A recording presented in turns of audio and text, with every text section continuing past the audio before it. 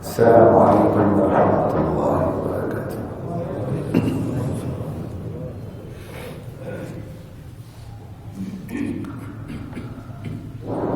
إن الحمد لله نحمده ونستعينه ونستغفره بہت زیادہ ونؤمن به ونتوكل عليه ونعوذ بالله من شرور أنفسنا ومن سيئات أعمالنا من يهده الله فلا مضل له ومن يضلل فلا هادي له ونشهد أن لا إله إلا الله وحده لا شريك له ونشهد أن محمدا عبده ورسوله أما بعد فأعوذ بالله من الشيطان الرجيم بسم الله الرحمن الرحيم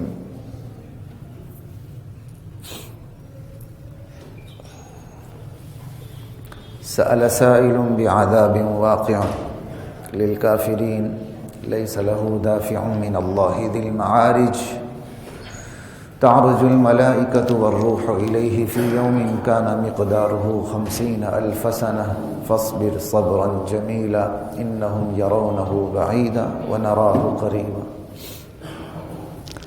حضرات محترم، روٹین کے مطابق تو آج ہماری تیسری نشست ہونی تھی جو ہمارا موضوع چل رہا تھا قرآن سے دشمنی کے حوالے سے، لیکن وہ میں نے موقوف کر دی. انشاءاللہ زندگی رہی تو آئندہ ہفتے اس پہ بات ہوگی. اس پہ میری موضوع پہ کچھ تشنگی رہ گئی تھی اچھی خاصی، تو میں نے مناسب نہیں سمجھا کہ ٹرکالوجی ہو جائے یا کم کیا کہتے ہیں مواد پہ زیادہ وقت لگے، اس لیے اس کو میں نے مؤخر کیا ہے اگلے جمعے کے لیے. اگلے جمعے پہ انشاءاللہ تیسری اور غالباً آخری نشست ہوگی. آج سورۃ المعارج پہ بات کر لیتے ہیں. سورۃ المعارج پہ بات کر لیتے ہیں. اللہ کی ذات مجھے، آپ کو، ہم سب کو دین کا فہم نصیب فرمائے. اس حوالے سے اللہ تعالیٰ دین کی حساسیت نصیب فرمائے، غیرت حمیت نصیب فرمائے، اور اس دین کو دنیا کے آخری کونے تک پہنچانے کا جذبہ اللہ مجھے اور آپ کو نصیب فرمائے. سورۃ المعارج ہے، 29ویں سپارے کی چھوٹی سی سورت ہے. سأل سائل بعذاب، اللہ کہتے ہیں مانگنے والے نے عذاب مانگا ہے.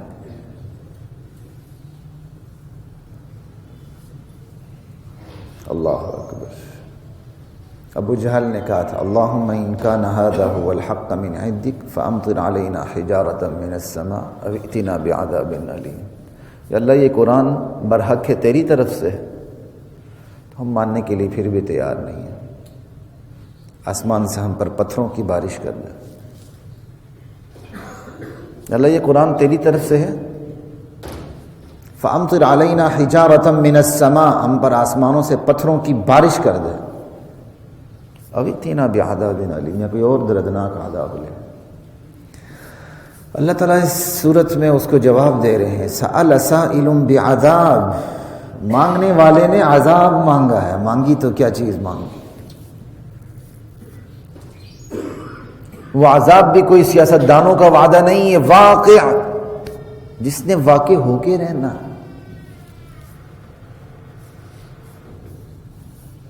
للکافرین، جو عذاب تیار ہی کافروں کے لیے کیا گیا ہے. جہنم اصل میں کافروں کے لیے بنائی گئی ہے. مسلمانوں کو تو گناہوں کو جلانے کے لیے ڈالا جائے گا اس میں، جنہوں نے جانا. اللہ میری اور آپ کی حفاظت فرمائے. اصل جہنم کافروں کے لیے بنی ہے. تو سأل سائل بعذاب، مانگنے والے نے عذاب مانگا ہے. واقع، جس نے واقع ہو کے رہنا. للکافرین، جو اصلاً ہے ہی کافروں کے لیے، دین برحق کا انکار کرنے والوں کے لیے. لیس لہ دافع، جب وہ عذاب واقع ہوگا اسے روکنے والا کوئی بھی نہیں ہوگا. کیوں؟ کہ من اللہ ذی المعارج، یہ عذاب عروج کے زینوں کا مالک اللہ کی طرف سے ہوگا. اللہ معارج معرج کی جمع ہے، زینہ سیڑھیاں.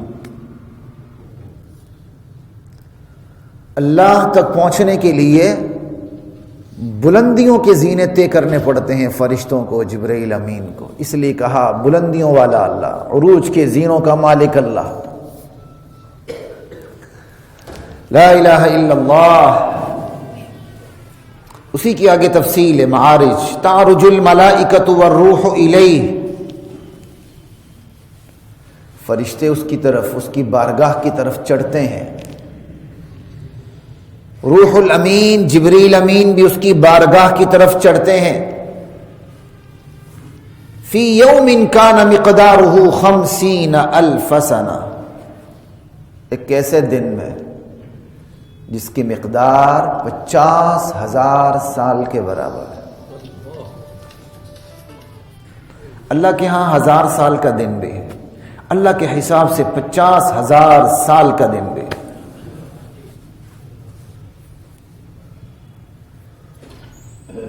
یعنی وہ 50,000 سال ہمارے حساب سے، اور اللہ کے ہاں وہ ایک دن ہے.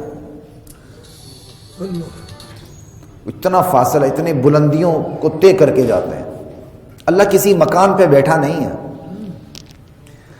فرشتوں کی حقیقت کیا ہے ہم نہیں جانتے، لیکن ہیں. وہ زینے کیسے ہیں ہم نہیں جانتے، ہیں. ان پر چڑھنا کیسے ہے ہم نہیں جانتے، ہیں. اللہ کسی مکان میں مقید نہیں ہے، اللہ پہ زمانہ نہیں گزرتا. اس لیے یہ آیت متشابہات میں سے ہے. بعض مفسرین نے اس کی کچھ تفسیر کی ہے اس طرح کہ فرشتے اپنے خاص مقام سے جب اللہ کی طرف جاتے ہیں تو جو فاصلہ ہے، بلندیوں کا جو فاصلہ طے کرتے ہیں، اللہ کسی مکان میں نہیں. مکان نہ ہونے کے باوجود اللہ کے دربار میں حاضری دینے کے لیے انہیں 50,000 سال لگتے ہیں ہمارے حساب سے. لا الہ الا اللہ. اور اس کی یہ تفسیر بھی کی گئی ہے، قیامت کا دن جو ہوگا جس میں وہ اللہ کا حکم معلوم کرنے کے لیے جب اللہ کے دربار میں فرشتے اور جبریل امین جائیں گے تو وہ 50,000 سال کا دن ہوگا ہمارے حساب سے. پھر چڑھتے ہیں ترجمہ نہیں ہوگا، پھر چڑھیں گے ترجمہ ہوگا. حال کا ترجمہ نہیں، مستقبل کا ترجمہ ہوگا. عربی زبان میں ایک ہی لفظ حال مستقبل دونوں کے لیے آتا.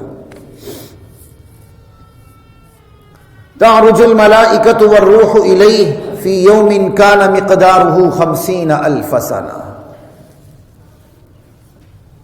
اللہ اکبر. فاصبر صبرا جمیلا. میرے نبی آپ صبر سے کام لیں، شائستگی کے ساتھ صبر، صبر جمیل. انہم یرونہ بعیدا، یہ قیامت کو بہت دور کی چیز دیکھتے ہیں. وَنَرَاهُ قَرِيبًا، ہم تو قریب دیکھتے ہیں. یوم تکون السماء کالمہل، قیامت کا دن وہ ہوگا جس دن آسمان تیل کی تلچھٹ کی طرح ہو جائے گا، پگھلے ہوئے تانبے کی طرح ہو جائے گا، پگھلی ہوئی چاندی کی طرح ہو جائے گا. مہل کے مختلف ترجمے. وَتَكُونُ الْجِبَالُ كَالْعِهْنِ، پہاڑ دن کی ہوئی رنگین اون کی طرح ہو جائیں گے. كَالْعِهْنِ الْمَنْفُوشِ، دن کی ہوئی رنگین اون. لا الہ الا اللہ. پہاڑ رنگین اون کیوں کہا؟ پہاڑ مختلف رنگ کے ہیں. اللہ گریوٹی کو ختم کر دیں گے، کشش ثقل ختم ہو جائے گی، پہاڑ ریزہ ریزہ ہو جائیں گے، دن کی ہوئی اون کی طرح اڑنے لگیں گے. رنگ برنگے ہوں گے نا، اس لیے رنگین ہوں.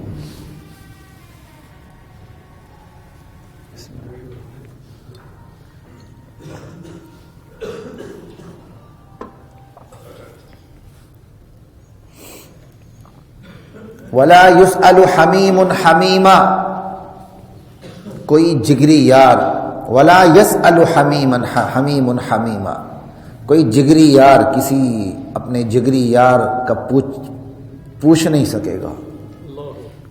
حمیم جگری یار کو کہتے ہیں۔ عام دوستوں کے لیے تو صدیق کا لفظ آتا ہے، صدیق نہیں، صدیق، اور یہاں کا حمیم عام نہیں، جگری یار جو دنیا پہ وفا کرتا ہے، دنیا میں جان دینے لگتا ہے، وہ اپنے جگری یار کو پوچھے گا نہیں۔ یبصرونہ، پوچھے گا اس لیے نہیں کہ وہ نظروں سے اجل ہے، کہا نہیں، یہ سارے جگری یار ایک دوسرے کو دکھائے جائیں گے، سب ایک دوسرے کو دیکھ رہے ہوں گے، لیکن کوئی کسی کی پرواہ نہیں کرے گا۔ یود المجرم لو یفتدی من عذاب یومئذ ببنیہ، اس دن مجرم تمنا کرے گا، تمنا کیا کرے گا یہ بھی دیکھ لیں۔ اللہ نے اپنے علم کے زور پر پہلے سے سب کچھ بیان کر دیا۔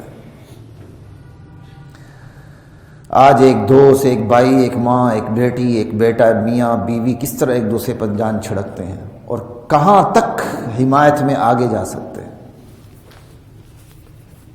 ٹھیک ہے۔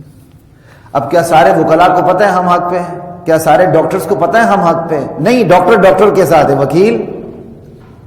وکیل کے ساتھ ہے۔ کم ہی ایسے ہوں گے جو باقاعدہ پھونک کر اپنے آپ کو برحق سمجھ کے قدم بڑھاتے ہوں گے۔ جھگڑا ہوا، وکیل کے ساتھ کھڑا ہے، ڈاکٹر کے ساتھ کھڑا ہے، ایسے ہی ہے۔ اس دن اللہ کہتے ہیں یود المجرم لو یفتدی من عذاب یومئذ ببنیہ، اس دن مجرم تمنا کرے گا کہ اس عذاب سے مجھے چھٹکارا مل جائے اور میرے بدلے میں میری اولاد چلی جائے، وصاحبتہ، میری بیوی چلی جائے، واخیہ، میرا بھائی چلا جائے، وفصیلتہ التی تؤویہ، میرا وہ سارا کنبہ قبیلہ خاندان چلا جائے جو مجھے ٹھکانہ دیتا ہے، جو میری حمایت کرتا ہے۔ شہری زندگی میں خاندان کا اتنا پتہ نہیں چلتا، ایک ہی گلی میں ماتم ہو رہے ہوتے ہیں، اسی گلی کے اندر شادیانے بھی بج رہے ہوتے ہیں۔ گاؤں کی زندگی کی طرف چلے جائیں، خاندان کا پتہ چل جائے، پھر قبائل کی طرف چلے جائیں، وہاں پتہ چلتا ہے، پھر عرب قبائل تو سب سے اوپر ہے کہ خاندان کی اہمیت کتنی ہے۔ ہیرو وہی سمجھا جاتا ہے جو خاندان کے لیے اپنے مفادات کو قربان کر کے آگے بڑھتا ہے۔ اللہ کہتے ہیں وہ خاندان جو اسے پناہ دیتا رہا، اس کی حمایت کرتا رہا، وہ خاندان کنبہ جو اس کے لیے کمر بستہ رہا، وہ اس پورے خاندان کو، جو خاندان اس کے بیٹ پہ کھڑا تھا، آج چاہے گا یہ پورا خاندان جہنم میں چلا جائے، صرف میں بچ جاؤں۔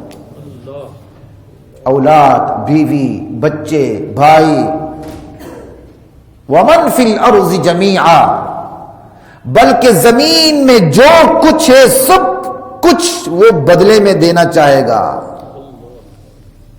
اپنی جان کے بدلے میں۔ ثم ینجیہ، پھر جائے گا یہ تدبیر اسے نجات دلا دے، وہ بچ جائے، پاس ساری کائنات جہنم میں چلی جائے۔ کلا، ہرگز ایسا نہیں ہوگا۔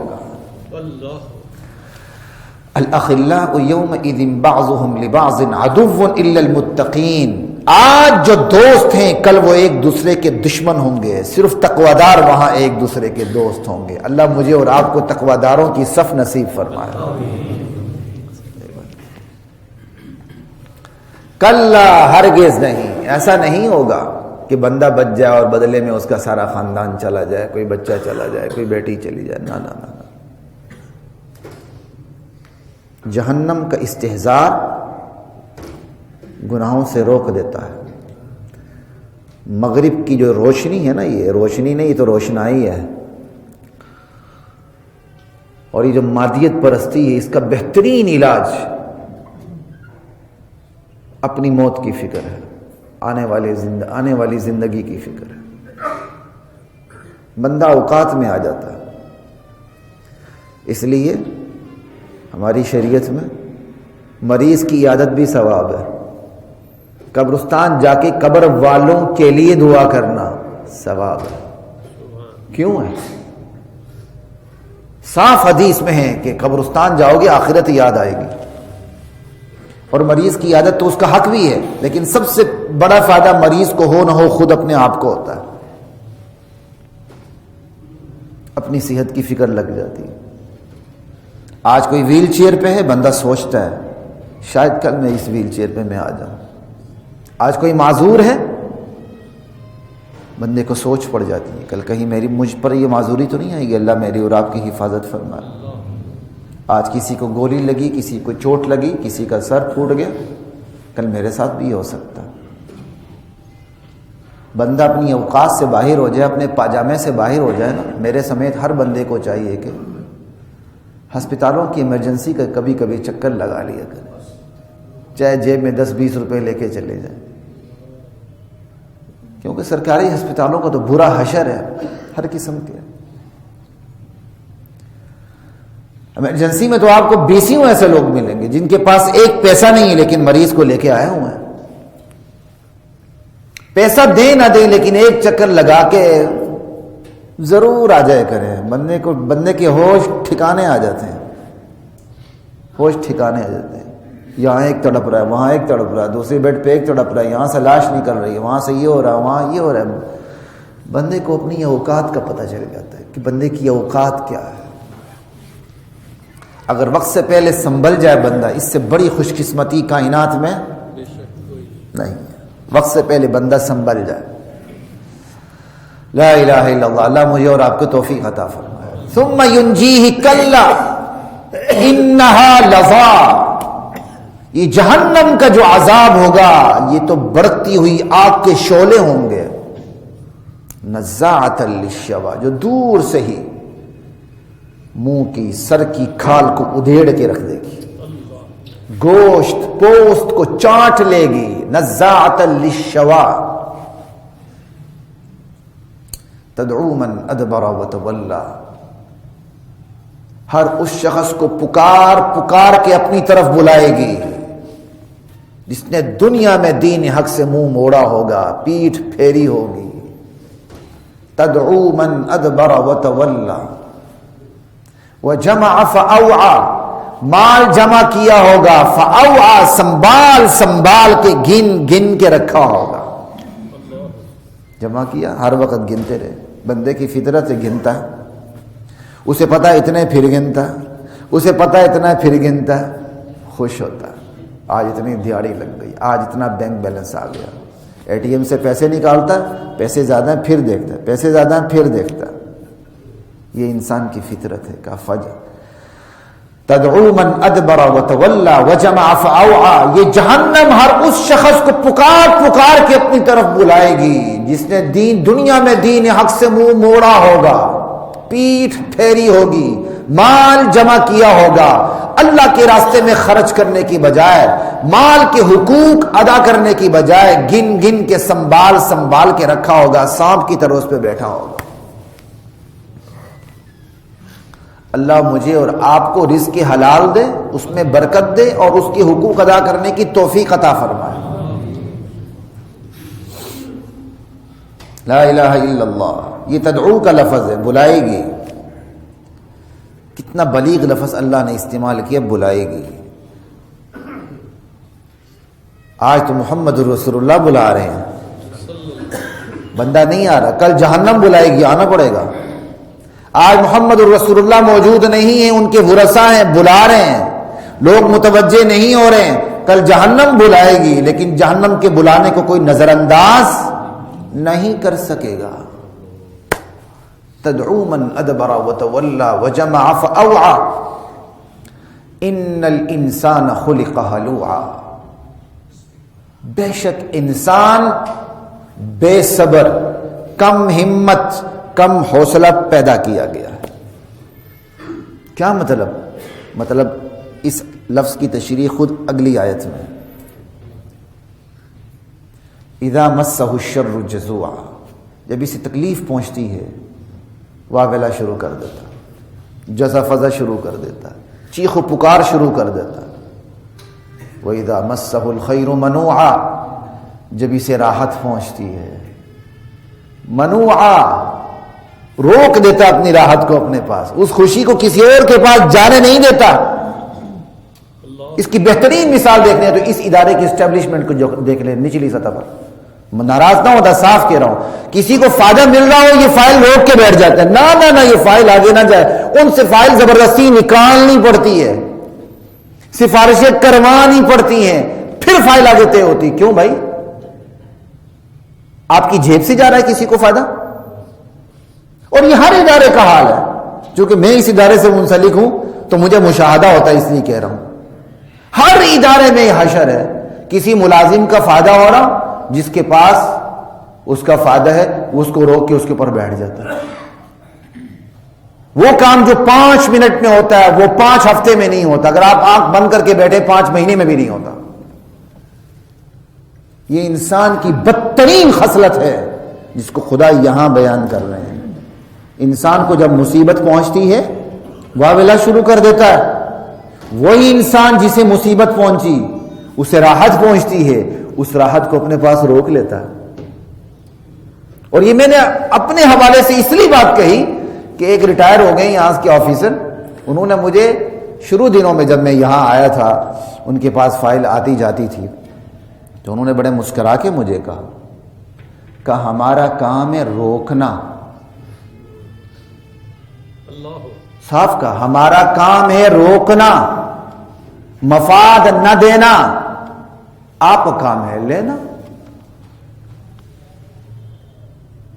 اگر میرے بعض قریبی ساتھی نام پوچھیں گے تو ان کو میں نام بھی بتا دوں گا بعد میں۔ صاف کہا مجھے ہمارا کام ہے روکنا نہیں۔ اللہ نے جس کو جس منصب پہ بٹھایا ہے، چاہے وہ نائب قاصد ہے چاہے نائب قاصد کا باس ہے، روکنا نہیں، خیر پہنچانا۔ جو آپ کے ہاتھ سے خیر پہنچتا ہے پہنچائیں، خوشی بانٹنے سے بڑھتی ہے کم، غم بانٹنے سے کم ہو جاتا ہے۔ خوشی بانٹنے سے غم آپ دوسروں کو بتائیں گے، آپ کے ساتھ لوگ شریک ہو جائیں گے، آپ اپنی تکلیف کا اظہار اپنے خیر خواہوں کے پاس کریں گے، آپ کی تکلیف کم ہو جائے گی، آپ کو تسلی ملے گی، آپ کو دعائیں ملیں گی۔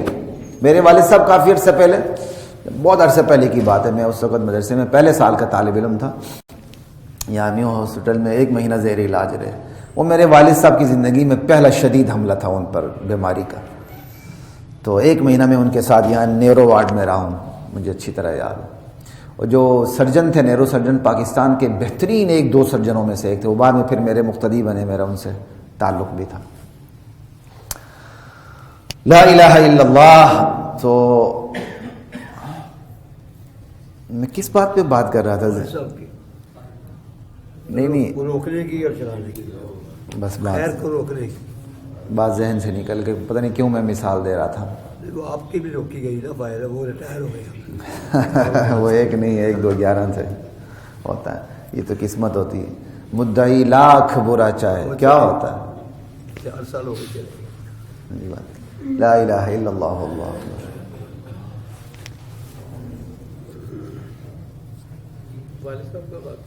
نہیں وہ کسی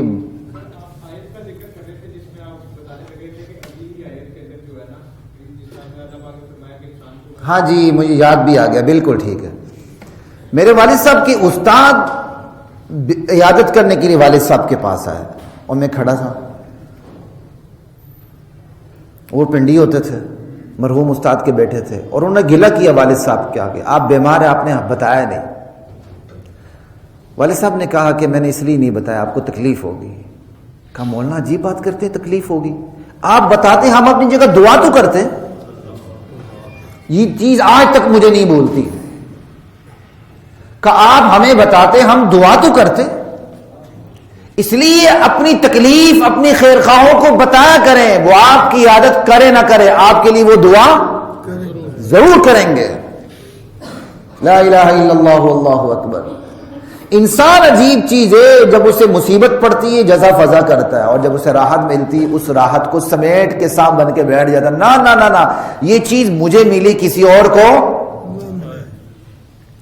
وہ شارٹ کٹیں مارتا ہے، چھلانگ پہ چھلانگ مارتا ہے، اور کوئی اور اس کے پیچھے آنا چاہے تو روک لیتا ہے. جس سیڑھی سے اوپر جاتا ہے اس سیڑھی کو گرا دیتا ہے، کوئی میرے پیچھے اس سیڑھی کے اوپر نہ آ جائے. ایک اچھے خاصے لیڈر سے ایک دفعہ پوچھا گیا لیڈرشپ کا راز کیا ہے؟ غور سے سنیے. کل لیڈرشپ کا راز بتائیں. کل لیڈرشپ کا راز یہ ہے جس سیڑھی کے ذریعے تم اوپر جاتے ہو اوپر جا کے سیڑھی کو گرا دو. جس سیڑھی کے ذریعے تم اوپر پہنچتے ہو اوپر پہنچ کے سیڑھی کو گرا دو. اب کوئی اوپر آ نہیں سکے گا تو وحدہ لا شریک لیڈر بنا پھرے گا. انا للہ و انا الیہ راجعون کا یہ لیڈرشپ کا راز ہے. یہ بدترین خصلت ہے انسان کی. اسے جو راحت ملتی اس کو دبا کے بیٹھ جاتا ہے کہ یہ راحت کسی اور کو نہ ملے. میں اپنی ترقی اسی میں سمجھتا ہوں میں اپنے بھائی کا راستہ روکوں. یہ بدترین خصلت ہے. کہاں تک کوئی کسی کا راستہ روکے گا؟ کہاں تک میں کسی کا راستہ روکوں گا؟ ایک دن زندگی سے بھی ریٹائرمنٹ ہونی ہے، ایک دن ملازمت سے بھی ریٹائرمنٹ ہونی ہے. یہی ادارہ ہے، آپ دیکھیں جہاں کر و فر ہوتا ہے، جب بعد میں یہاں آتے ہیں تو ڈرتے ہیں کہیں وکلا حملہ ہی نہ کر دیں. وہ بیچارے آتے ہی نہیں واپس. ایسے ہی ہے. اسی لیے بندے کو سمجھ جانا چاہیے. بندہ شروع سے اپنی اوقات میں رہے، بڑا اچھا لگتا ہے. آج آپ کسی کے بڑھ کر آپ کسی کی عزت پر حملہ کر دیں گے، کل کوئی آپ کی عزت پر حملہ کر دے. آج آپ ایک عمر رسیدہ فرد ہے اس کے پیچھے پڑ جائیں گے، کل آپ اللہ کرے اس عمر پہ پہنچ جائیں تو پھر ہاتھوں میں جان نہیں ہوگی. ایک بچہ بھی اٹھ کے مارے گا گملہ. کیا اوقات رہی. اس لیے بندے کو پہلے سے اپنی اوقات میں رہنا چاہیے. ان الانسان خلق ہلوعا اذا مسہ الشر جزوعا واذا مسہ الخیر منوعا. اس آیت کو بار بار پڑھا کرے، بندے کی اصلاح ہوتی ہے. کچھ دیر مراقبہ بھی کیا کرے. مراقبہ سے فوراً آپ کو کرنٹ نہیں لگنا چاہیے کہ یا مجھے صوفی بنا رہا ہے. اچھی بات ہے نا، صوفی بن جائے. میرے والد صاحب کے دوست نے داڑھی رکھی، سنت رکھی. ایک دن پریشان ہو کے والد صاحب کے پاس حضرت آئے تو عجیب کام ہوا. انہیں بڑا برا لگ رہا تھا. کیا ہوا؟ جی مجھے صوفی صاحب کہہ دیے کسی. اے بندہ ایسے ایسے کر کے جا رہا ہو، ہاں اللہ کے رسول کی جو سنت ہے اس کو مٹا کے ہے کھل کے. کیسی عجیب بات ہے. اللہ کے رسول پہ بسرا پھر رہا ہے اور بندہ سینہ تان کے جا رہا ہے. اور وہی جب اس نے داڑھی رکھ لی کہا صوفی صاحب، اس کو برا لگا. اب انہوں نے کہا خوش ہو جائیں، آپ کو بدماش صاحب نہیں کہا، آپ کو صوفی صاحب کہا. صوفی صاحب کہنے سے صاف پتہ چلا کہ وہ بندہ سمجھتا ہے کہ آپ سے اس کی نہ جان کو خطرہ ہے، نہ مال کو خطرہ ہے، نہ عزت و آبرو کو خطرہ. اس سے بڑی آپ کی اور کیا، آپ کو اور کیا اعزاز ملے. وہ صوفی جی پرا ہٹ، کوئی فرق نہیں پڑتا بھائی. وہ صوفی جی پرا ہٹ کہہ دیتا ہے، اس کو اتنا پتا ہے کہ اس سے میری جان مال عزت آبرو کو کوئی خطرہ. اور یہی مسلمان کی تعریف ہے، المسلم من سلم المسلمون من لسانہ ویدہ. مسلمان تو وہ ہے کہ مسلمان اس کی زبان کی ایذاؤں سے، اس کے ہاتھ کی ایذاؤں سے محفوظ ہو جائے. قدم قدم پہ سوری کرنا جاپانیوں کی عادت ہے. قدم قدم پہ معذرت کرنا جاپانیز کی عادت ہے.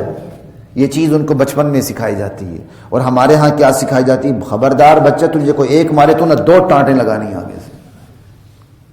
ہم بچے کو یہ سکھا کے سکول بھیجتے ہیں.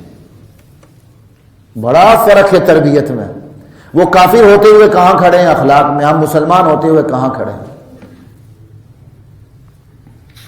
اس لیے جو چیز دل میں نہیں اترتی نا اسے زبان سے ادا کرتے رہے، چاہے وہ دل میں نہ اترے.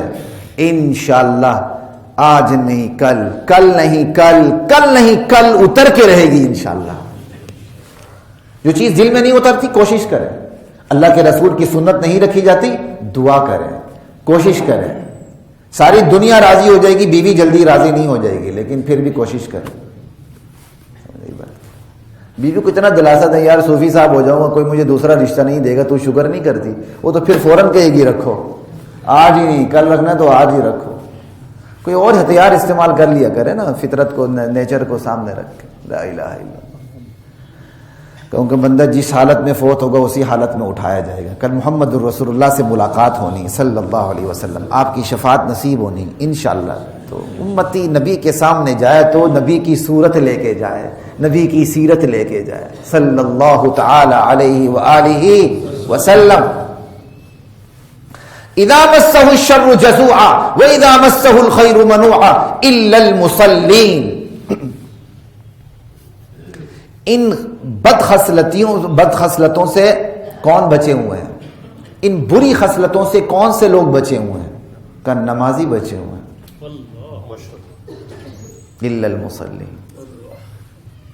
نماز کی صورت نہیں، جو نماز کی حقیقت پر اترتے ہیں.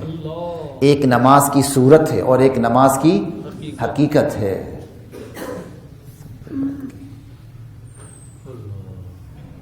ایک ایمان کی صورت ہے، ایک ایمان کی حقیقت ہے. ایک غیرت کی صورت ہے، ایک غیرت کی حقیقت ہے.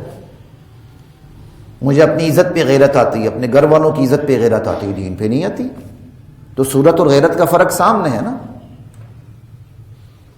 صحابہ نماز پڑھتے تھے، پوری دنیا کے سامنے کھڑے ہو جاتے تھے. ہمارا ایمان تو صبح نماز کے لیے نہیں اٹھاتا. ہمیں گیس کم آ رہی ہے، پانی ٹھنڈا ہے، وضو کیسے کریں، لمحے پہ رہو، سوئے رہو. ہمارے ایمان میں تو اتنی جان ہے. یہاں مسلین کی بات جو ہو رہی ہے، جو حقیقت میں مسلین ہیں. اب اس پہ نہیں جاؤں گا، وقت کم ہے. ہم نے مسلی کس کا نام رکھا ہوا ہے؟ یعنی جو دائرہ اسلام میں داخل ہوتا ہے، آپ کو تو چاہیے آپ اس کو اپنے سر پہ بٹھائیں. آپ نے اس کو کمی بنا دیا اسے. اور یہی لفظ اللہ استعمال کرے. مسلی واحد لفظ ہے، مسلین جمع کا لفظ ہے، پلورل ہے بس. مسلین بچے ہوئے ہیں. کون سے؟ نمازی. الذین هم علی صلاتهم دائمون. جو یہ نہیں کہ کبھی موقع ملا نماز پڑھ لی، وقت ملا تو نماز پڑھ لی، وقت ملا تو انا للہ و انا الیہ راجعون. الذین هم علی صلاتهم دائمون. جو اپنی نماز پر ہمیشگی دکھاتے ہیں. جو مرضی ہو نماز پڑھنی، وقفہ کرنا، وہ مسلی. اور اس کا دوسرا ترجمہ، جو اپنی نمازوں کو سکون کے ساتھ پڑھتے ہیں. عربی میں آتا ہے ماء دائم، ٹھہرے ہوئے پانی کو ماء دائم کہتے ہیں. جو ٹھہر کے نماز پڑھتے ہیں، کبھی کی طرح ٹھونگے نہیں مارتے. تو چل میں آیا، تو چل میں آیا. ہاں فوراً نماز سے باہر، مسجد سے باہر گئے، سانس میں سانس آئی، شکر ہے. ہماری یہ حالت ہوتی ہے. نہیں، نمازی سکون سے نماز پڑھتے ہیں، ہمیشگی دکھاتے ہیں نماز میں. اور نماز میں ہمیشگی دکھانے کا امتحان کب آتا ہے؟ جب میں اور آپ مصروف ہوتے ہیں. جتنے بھی مصروف ہوں کھڑے ہو جائیں. معذرت، نماز کا ٹائم ہے میرے بھائی، جماعت کے ساتھ نماز پڑھتے ہیں، اس کے بعد میٹنگ کر لیں گے. باس کو بھی معذرت کے ساتھ سمجھا رہے ہیں، سر نماز کا ٹائم ہو گیا، میں نماز پڑھ کے آ جاتا ہوں، آپ بھی نماز پڑھ لیں. اگر باس کے سامنے اتنی ہمت نہیں ہوتی آپ بھی نماز پڑھ لیں، اپنی ہی نماز کا کہہ دیں. یہ کہنے سے انشاءاللہ اس کو تبلیغ ہو جائے گی. میٹنگ کا وقت طے ہو چکا ہے، درمیان میں نماز ہے، آپ پہلے سے بتا دیں سر آپ کی مہربانی. میٹنگ کا وقت آگے پیچھے کر لیں یا اس ٹائم وقفہ کر لیں، کیونکہ نماز کا وقت آ رہا ہے درمیان میں. پھر دیکھیں برکتیں زندگی میں کیسے آتی ہیں.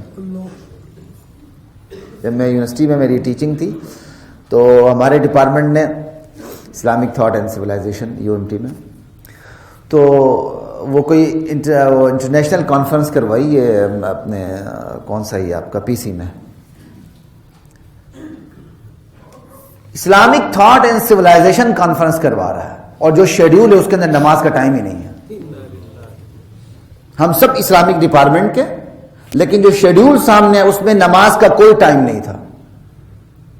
وہ ایک الگ بات ہے کہ وہ جو چائے کا وقفہ ہوا اس میں ہم نے جا کے وہ چھوٹی سی جو کونے کھدرے میں انہوں نے چھوٹی سی مسجد بنائی ہوئی ہے، وہاں جا کے ہم نے نماز پڑھ لی. خیر یہاں تو پھر بھی مناسب ہے. اسلام آباد کی طرح بڑے ہوٹلوں میں چلے جائیں آپ تو وہاں بھی نہیں، آپ کو تو بالکل ہی مسجد ہی نہیں ملے گی. بلکہ جب میں سرینا میں گیا اسلام آباد میں تو وہاں میں نے احتجاج بھی کیا تھا، اور نیچے واش روم کے پاس بیسمنٹ میں جا کر انہوں نے ہمیں جگہ دکھائی، یہاں ہم نماز پڑھ لیں. میں کہا عجیب بات ہے، کیا 4 سٹار 5 سٹار ہوٹل ہے اور نماز کے لیے آپ کے پاس جگہ نہیں ہے؟ یہ تو ہماری حالت ہے. ضیاء کے دور سے پہلے کالونیوں میں کیا کہتے ہیں مسجدیں ہی نہیں ہوتی تھی.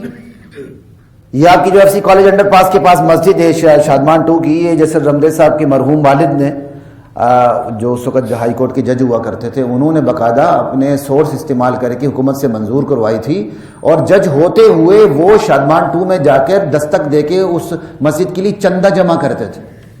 آج بھی اس مسجد کے متولی ہیں رمدے صاحب. یہ تو ضیاء کے دور کے بعد آفیسز کے اندر نماز کا وقفہ شروع ہوا, یہ ہوا یہ ہوا یہ ہوا. اللہ کے ساتھ بے وفائی, پھر کہیں گے ہمارے حالات بدلیں, خیال استو محال استو جنون, ممکن نہیں ہے حالات بدلیں. اللہ کے ساتھ اپنے حالات ٹھیک کر لیں, انشاءاللہ پھر دیکھیں کس طرح حالات سیدھے ہوتے ہیں.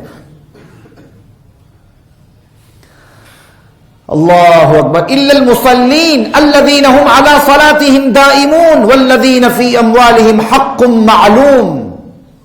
وہ لوگ بے حوصلگی سے, بری خصلتوں سے بچے ہوئے ہیں جو اپنے مال کے اندر ایک معلوم حق سمجھتے ہیں.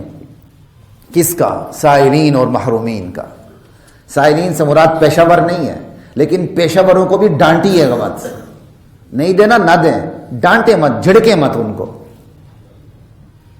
سائلین جو واقعی حقدار ہے, حاجت مند ہے, آپ سے آ کے اپنے ہاتھ دراز کر دیتا آپ کے سامنے. محرومین جو واقعی حقدار ہے لیکن اس کی عزت نفس ہاتھ پھیلانے سے اسے روک دیتی ہے, وہ بیچارہ محروم ہی رہ جاتا ہے. اس لیے یہاں ان کو محروم کہا گیا کہ بیچارے مجبور بھی ہیں, اوپر سے محروم بھی ہو گئے کہ کسی کے سامنے ہاتھ پھیلا نہیں سکتے. تو بری خصلتوں سے وہ بچے ہوئے جو ڈھونڈ کر ایسے لوگوں کو تلاش کرتے ہیں جا کے, یار ضرورت مند ہے مگر مانگ نہیں رہا. ایک تو ضرورت مند آ گیا, اسے ضرور دیں, لیکن اس کو زیادہ تلاش کریں جو ضرورت مند ہے لیکن مانگ نہیں رہا. اور خصوصاً ان ضرورت مندوں میں سے بھی وہ ضرورت مند جس پر اچانک کوئی حادثہ آ گیا, امیر سے غریب ہو گیا, وہ تو بالکل ہی نہیں مانگ سکتا بیچارہ. جیسے پچھلی دفعہ جب زلزلہ آیا تھا, امیر غریب بن گئے تھے, غریب امیر بن گئے تھے. زلزلہ آیا, کاروبار بھی چل گئے لوگوں کے, زلزلہ آیا, کاروبار تباہ بھی ہوئے لوگوں کے. ان کو تو اور جھک کے دینا چاہیے کہ جن کے پاس لاکھوں کروڑوں کی جائیداد تھی لیکن اچانک لاس ہو گیا, آفت آ گئی, سب کچھ بھی نہیں رہا, ان کو تو جھک کے دیں. یہ ہے محروم اصل میں, للسائل والمحروم. اور ہمارے ہاں ایک توڑا دیتے ہیں چند سو روپے کا, اور چند ہزار روپے کے صحافیوں کو بلا کے اس کی تصویر نکال کے اس کی غیرت کا, ایگو کا, انا کا جنازہ نکال دیتے ہیں. یہ تو اس ہاتھ سے دیں تو آپ کو دوسرے ہاتھ کو پتہ نہ چلے. صدقہ اس کا نام ہے. والذین یصدقون بیوم الدین. بری خصلتوں سے, کم حوصلگی سے بچے ہوئے کون لوگ ہیں جو جزا اور سزا کے دن کی تصدیق کرتے ہیں کہ اس دن نہ آنا ہی آنا ہے. وہ دن ضرور آئے گا, حساب کتاب کا دن. والذین هم من عذاب ربهم مشفقون. بری خصلتوں سے بچے ہوئے لوگ کون ہیں؟ جو رب کے عذاب سے ڈرتے ہیں. کیوں؟ ان عذاب ربهم غیر مأمون. رب کا عذاب ایسا نہیں کہ بندہ بے خوف ہو کے زندگی گزارے. اور یہاں یہ عجیب مولوی صاحب ہے, صوفی صاحب ہے, ہر وقت عذاب کا ہی تذکرہ کرتا رہتا ہے, اور ڈرانا ہی ضرور, اللہ تو بڑی محبت سے دیکھ رہا ہے. انا للہ و انا الیہ راجعون. تم وہ کام کرو شیطان بھی شرم آ جائے, اور اوپر سے کو اللہ محبت سے دیکھ رہا ہے. یہ عیسائیت نہیں, اسلام ہے. اسلام میں توازن ہے. غلط کام کریں گے اللہ غضب سے دیکھے گا, اچھا کام کریں گے اللہ محبت سے دیکھے گا. ہم نے کچھ چیزیں کہاں سے لی, کچھ چیزیں کہاں سے لی, کچھ چیزیں کہاں سے لی. اور گاڑی کے اندر انڈین گانے لگے ہوئے اور اتنا شور ہے کہ کان پھٹتے ہیں, لکھا ہوا اللہ محبت سے دیکھ رہا ہے, اللہ غضب سے دیکھ رہا ہے. ایسے موقع پر اللہ جہاں رحمت للعالمین ہے وہاں اللہ عزیز ذو انتقام بھی ہے. جہاں اللہ غافر الذنب وقابل التوب, جہاں اللہ توبہ قبول کرتا ہے, گناہوں کو بخشتا ہے, وہاں شدید العقاب بھی ہے. ان بطش ربک لشدید بھی ہے. توازن رکھا کریں اپنی سوچ کے اندر بھی. کئی لوگ تنقید کرتے ہیں یہ جی کیا عذابات کا ذکر. اللہ کہتے ہیں تیرے رب کا عذاب بے خوف ہونے کی چیز ہی نہیں ہے. رحمان کے بندے تو ہر وقت اللہ کے عذاب کا خیال کر کے سہمے رہتے ہیں. ایمان نام اس کا ہے, الایمان بین الرجاء والخوف. ایمان امید اور خوف کی درمیانی حالت کا نام ایمان ہے. ایمان کو اس طرح ڈیفائن کیا گیا ہے, الایمان بین الرجاء والخوف. ایمان امید اور خوف کی درمیانی حالت کا نام ہے. اللہ کی رحمت کی امید, اللہ کے عذاب کا خوف. زندگی میں رہتے ہوئے امید مغلوب ہوتی ہے, خوف غالب ہوتا ہے. اور جب بندے مومن کی جان نکل رہی ہوتی ہے اور جان جا رہی ہوتی ہے, اس وقت اللہ اس کے امید کے پلڑے کو باری کر دیتے ہیں, خوف کو سائڈ پہ کر دیتے ہیں. لا الہ الا اللہ. والذین هم لفروجهم حافظون. کم حوصلگی سے کون بچے ہوئے لوگ ہیں؟ جو اپنی شرمگاہوں کی حفاظت کرتے ہیں. اس میں صرف زناکاری سے حفاظت نہیں, عریانی سے بھی حفاظت ہے. آج ہماری بچیاں, ہماری مائیں بہنیں کس طرح لباس پہنتی ہیں, سب کچھ نظر آ رہا ہوتا. تو یہ صرف یہ نہیں شرمگاہوں کی حفاظت کرتے ہیں, زنا نہیں کرتے, نہ بھائی, عریانی سے بھی پرہیز کرتے ہیں. اس کے اندر لباس بھی داخل ہے. نبی علیہ السلام نے فرمایا تھا میری امت پہ ایک وہ وقت آئے گا, لابسات عاریات مائلات ممیلات. میری امت کی عورتیں ایسے بھی ہوں گی, لباس میں ہوں گی پھر بھی بے لباس ہوں گی. صحابہ مشکل میں پڑ جاتے تھے, اس کو ڈیفائن کیسے کریں, لباس میں بھی ہوں گی پھر بھی. مجھے بتائیں آج ایک آپ 10 سال کے بچے کو بھی کہہ دیں تو اس کے سامنے یہ وضاحت کی ضرورت ہے اس کی کہ لباس میں بھی ہوں گی پھر بھی بے لباس ہوں گی. مائلات ممیلات, مائل ہوں گی اور اپنی اداؤں سے دوسروں کو اپنی طرف مائل کرتی پھریں گے.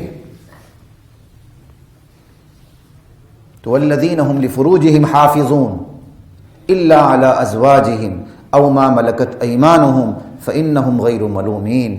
البتہ بیویاں ہیں اور زرخنید کنیزیں ہیں جو آج موجود نہیں ہیں. ضابطہ ہے لیکن اس پر امپلیمنٹ نہیں ہے. ضابطہ تو آج بھی ہے.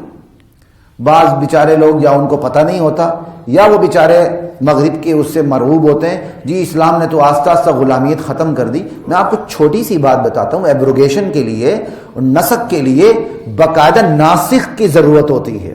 جب کوئی حکم منسوخ ہوتا ہے تو حکم منسوخ مفت میں نہیں ہوتا, واضح نسخ موجود ہوتا ہے کہ اس حکم نے اس آرڈر کو منسوخ کر دیا, ایبروگیٹ کر دیا. اسلام نے یہ آہستہ آہستہ غلامی, بھائی اسلام نے غلامی کو بہترین شکل دی ہے, لیکن آپ کا اپنی طرف سے کہہ دینا غلامی ختم کی, تو پھر یہاں کیوں آیا ہے, یہ آیت کے اندر کیوں آیا کہ اہل ایمان جو ہوتے ہیں بری خصلتوں سے بچے ہوئے کون لوگ ہوتے ہیں؟ جو اپنی شرمگاہوں کی حفاظت کرتے ہیں. البتہ بیویوں کے پاس جانا منع نہیں اور زر خرید کنیزوں کے پاس جانا ہے. تو یہ آیت آ رہی ہے اور یہ آیت ایک جگہ نہیں 10 جگہ ہے. انشاءاللہ اس پہ اسلام میں غلامی کا تصور کیا ہے اور اس کے اندر توازن کیا ہے وہ انشاءاللہ مستقل اس پہ بات کروں گا, اللہ تعالیٰ نے چاہا, کسی وقت اللہ تعالیٰ نے چاہا. آج تو میں نے سورۃ المعارج پہ بات پھر کہہ رہا ہوں کہ میں نے اس لیے کی کہ جو ہماری تیسری نشست تھی قرآن سے دشمنی کے حوالے سے, وہ تیسری نشست میں نے اس لیے روک دی, جو بعد میں دیر سے ساتھی ہیں ان کو بتانے کے لیے, کہ تیسری نشست کے مطالعے میں میری تشنگی رہ گئی تھی. تو میں نے کہا کہ ایک دفعہ مکمل کر لوں تو پھر انشاءاللہ جو استطاعت کے مطابق بات ہوگی میں وہ آپ کے سامنے کروں گا. آئندہ جو جمعہ ہوگا وہ اسی تیسری نشست پہ ہوگا جو ہم پہلی 2 نشستیں ہم نے گزاری ہیں. انشاءاللہ اس کے اختتام کی طرف ہم جانے کی کوشش کریں گے. والذین هم لفروجهم حافظون الا علی ازواجهم او ما ملکت ایمانهم فانهم غیر ملومین فمن ابتغى وراء ذلك فاولئک هم العادون. صاف آیت ہے. اس کے علاوہ کوئی اور راستہ تلاش کریں گے وہ لوگ ظالم ہوں گے. کیا راستہ؟ زر خرید کنیز کا ایک راستہ موجود ہے, ایک نکاح کا راستہ موجود ہے, 2. اسلام میں کوئی تیسری آپشن اپنی کیا کہتے ہیں جنسی خواہش کو پوری کرنے کی نہیں ہے, کوئی نہیں. صاف آیت ہے. والذین هم لاماناتهم وعهدهم راعون. اور بری خصلت سے بچے ہوئے کون لوگ ہیں؟ جو اپنی امانتوں کا پاس رکھتے ہیں، وعدوں کا پاس رکھتے ہیں۔ امانت کے اندر بندے کے ساتھ امانت بھی آ گئی اور اللہ کی دی ہوئی امانتیں بھی آ گئیں۔ اللہ نے آپ کو عمر دی امانت، زندگی دی امانت، اختیار دیا امانت، طاقت و قوت دی امانت، اللہ نے آپ کو منصب دیا امانت، چاہے چھوٹا منصب ہے بڑا منصب ہے جیسا بھی ہے، اللہ تعالیٰ نے آپ کو ذہانت دی امانت، اللہ تعالیٰ نے آپ کو اولاد دی امانت، اللہ نے جو کچھ دیا ہے وہ امانت ہے۔ یہ تو بندہ امین بن کے اس پہ خرچ کیا کہتے ہیں، اس پہ کام کرتا ہے۔ جو امانت ہوتی ہے، امانت کی شرائط ہوتی ہیں، تو ہم خود سے پیدا نہیں ہوئے، ہمارے پاس جو خود سے نہیں ہے، ہم تو امین ہے اور ہم نے امین بن کے زندگی گزارنی بس۔ والذین هم لاماناتهم وعهدهم راعون، اور وعدوں کا پاس رکھنا۔ ایک وعدہ اللہ کے ساتھ ہے، ایک بندوں کے ساتھ ہے۔ اب آپ یہ نہیں کر سکتے آپ نے بینک کے ساتھ سود کا معاملہ کیا ہے، نہیں جی آپ نے وعدہ کیا آپ نے بینک کو سود ضرور دینا اور آپ سود دیں۔ ایسے بلنڈرز بھی ہوتے ہیں دنیا میں۔ بھائی اللہ کے ساتھ بھی تو وعدہ ہے، سود لینا دینا نہیں، سمجھے؟ ہاں یہ الگ سے سزا پھر عدالت دے کہ اس بندے بے ایمان نے پہلے سود کا معاملہ کیا کیوں، اب عدالت میں آ رہا ہے، اس کو بھی کوڑے لگنے چاہیے، اس کو بھی تعزیری سزا ہونی چاہیے جس نے سب سے پہلے جا کے سود کا معاملہ کیا۔ لیکن یہ بھی کوئی طریقہ نہیں کہ سود کا چونکہ معاملہ ایک دفعہ ہو چکا ہے لہذا وعدے کی پابندی کرو، سود ادا کرو۔ نعوذ باللہ نعوذ باللہ۔ کوئی اگر بدکاری کا وعدہ کرے تو اس وعدے کو بھی پورا کرنا پڑے گا۔ لا طاعت لمخلوق فی معصیت الخالق، مخلوق کی جہاں اطاعت ہو رہی ہو اور اسی لمحے خالق کی اطاعت ہو رہی ہو تو پھر مخلوق کی اطاعت نہیں کریں گے۔ وقت ختم ہو چکا ہے۔ وآخر دعوانا الحمد للہ رب العالمین۔